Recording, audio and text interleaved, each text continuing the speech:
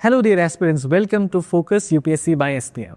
आज के एडिशन में हम 3 स्ट्रक्चर्ड सेक्शंस में बात करेंगे। सबसे पहले डेली न्यूज़ आर्टिकल्स एक्सप्लेन्ड, जहां हम आज के करंट अफेयर्स को थोड़े डेप्थ में समझेंगे यूपीएससी के लेंस से। उसके बाद आएंगे वैल्यू एडिशन सेक्शन में। ये उन टॉपिक्स के लिए हैं जो आपके मेंस आंसर्स में केस स्टडीज़ या बेस्ट प्रैक्टिसेस के रूप में यूज़ किए जा सकते हैं, ताकि आप अपने आंसर्स को और एनरिच्ड और क्रेडिबल बना सकें। और अंत में आएगा न्यूज़ इन शॉर्ट, प्रीलिम्स के लिए क्रिस्प एग्जाम ओरिएंटेड अपडेट्स। चलिए शुरू करते हैं daily news articles explain section से। पहला टॉपिक है supreme courts directive on stray dogs and it's humane implementation challenge. Supreme court ने रिसेंटली एक सिग्निफिकेंट डायरेक्टिव दिया है म्युनिसिपल अथॉरिटीज़ को, जिसमें उन्होंने कहा है कि स्ट्रे डॉग्स को स्कूल्स, हॉस्पिटल्स और ट्रांसपोर्ट हब्स जैसे पब्लिक स्पेसेस से शिफ्ट किया जाए टू डेजिग्नेटेड शेल्टर्स, जहां उनका स्टेरिलाइजेशन और वैक्सीनेशन हो as per the animal birth control rules और दी एबीसी रूल्स। इस डायरेक्टिव का बेस है आर्टिकल 21, जो सिर्फ लाइफ का राइट ही नहीं बल्कि सेफ और डिग्निफाइड लाइफ का प्रोटेक्शन करता है।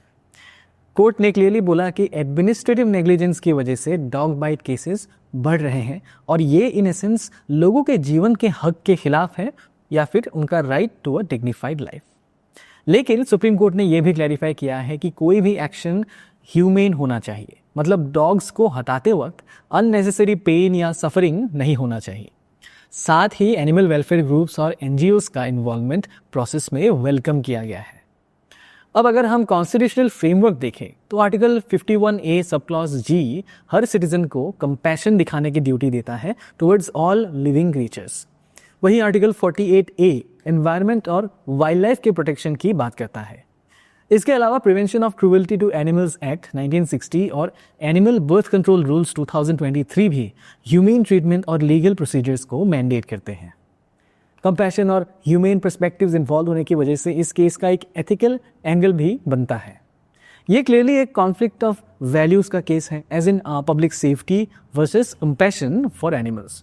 सुप्रीम कोर्ट ने पहले भी like in animal welfare board versus A Nagaraj 2014 case में एनिमल्स की डिग्निटी और क्रूएल्टी फ्री लाइफ को रिकग्नाइज किया है। 2015 के केस में भी प्रॉपर इंफ्रास्ट्रक्चर बनाने का डायरेक्शन दिया गया था to balance both safety and compassion. लेकिन ग्राउंड लेवल पर कई चैलेंजेस हैं। म्युनिसिपल बोर्ड्स के पास प्रॉपर शेल्टर्स और स्टेरिलाइजेशन वैन्स की कमी है। एनजीओज रिपोर्ट कर रहे हैं कि फंड्स और कोऑर्डिनेशन भी काफ़ी इनएडिक्वेट हैं। दिल्ली जैसे सिटीज़ में एग्जिस्टिंग एबीसी सेंटर्स काफ़ी ओवरबर्डन्ड है। इस पर हम और डिस्कस करेंगे इन वैल्यू एडिशन सेक्शन। चलिए चलते हैं इंटरनेशनल रिलेशंस की तरफ। Kazakhstan joins the Abraham accords. ये डेवलपमेंट इंपॉर्टेंट है क्योंकि कजाकिस्तान एक सेंट्रल एशियन नेशन अब ऑफिशियली अब्राहम एकॉर्ड्स का पार्ट बन गया है। आपको याद होगा ये एकॉर्ड्स 2020 में साइन हुए थे between Israel and some Arab countries, that is UAE, Bahrain, Morocco और सूडान। पर सोचिए अब्राहम एकॉर्ड्स का एक्चुअल बैकग्राउंड क्या है।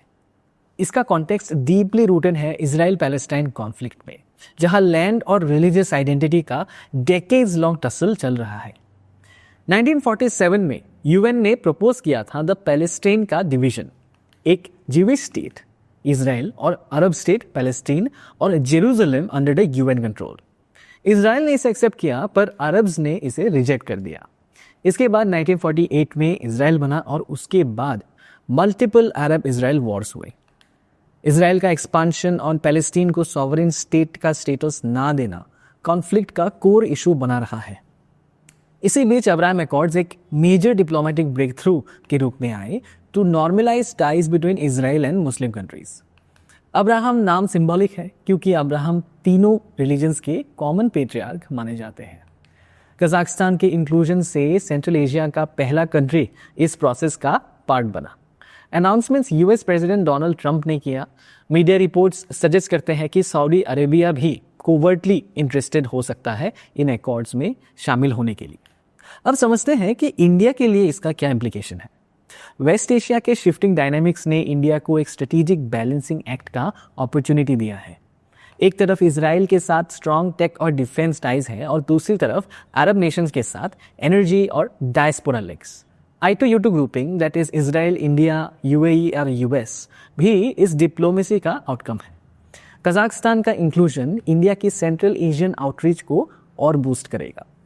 और अब चलते हैं क्लाइमेट एंड एनवायरनमेंट का एक क्रूशियल टॉपिक की तरफ, यूएनईपीज एडेप्टेशन गैप और एमिशंस गैप रिपोर्ट्स 2025।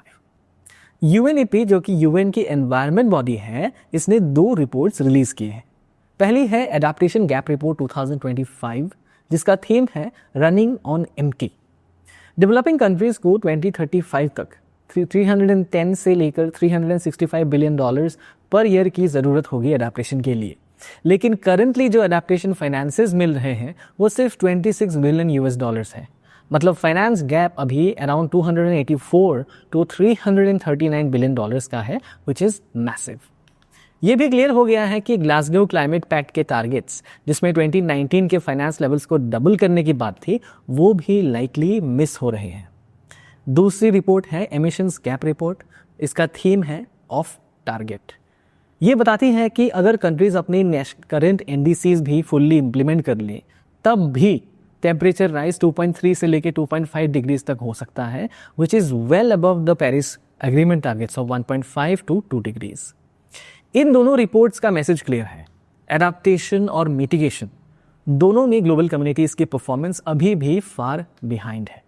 इंडिया के लिए ये एक रिमाइंडर है कि क्लाइमेट फाइनेंसिंग, मल्टीलैटरल कोऑपरेशन और डोमेस्टिक एक्शन सबको रैंप अप करना पड़ेगा। अब चलिए चलते हैं वैल्यू एडिशन सेक्शन की तरफ। यहाँ आपको मिलेगा एक रियल वर्ल्ड केस स्टडी जो आपके मेन सेंसर्स को इम्पैक्टफुल बना सकता है। आज का केस स्टडी है stray dog directive, implementation gaps and urban governance response. ये केस अर्बन गवर्नेंस और पब्लिक एथिक्स के लिए एक रेलिवेंट एग्जाम्पल है।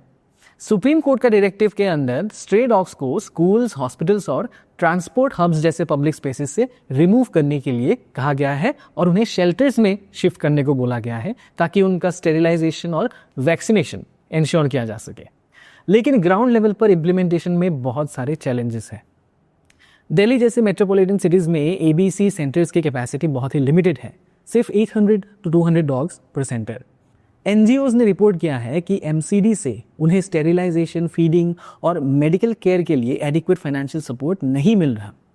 डेजिग्नेटेड फीडिंग जोन्स का एब्सेंस होना और डिपार्टमेंट्स के बीच कोऑर्डिनेशन की कमी होना इस इम्प्लीमेंटेशन को और कॉम्प्लेक्स बना देती है। ये सिचुएशन एक क्लासिक एग्जाम्पल है पॉलिसी इम्प्लीमेंटेशन गैप का, जहां well intention judicial orders field level पर इफेक्टिव नहीं हो पाते। सेकेंड एडमिनिस्ट्रेटिव रिफॉर्म्स कमीशन या सेकेंड एआरसी ने भी ये पॉइंट हाईलाइट किया है कि पॉलिसी एग्जीक्यूशन में सबसे बड़ी रुकावट होती है inadequate capacity, specially at the municipal और लोकल गवर्नेंस लेवल्स।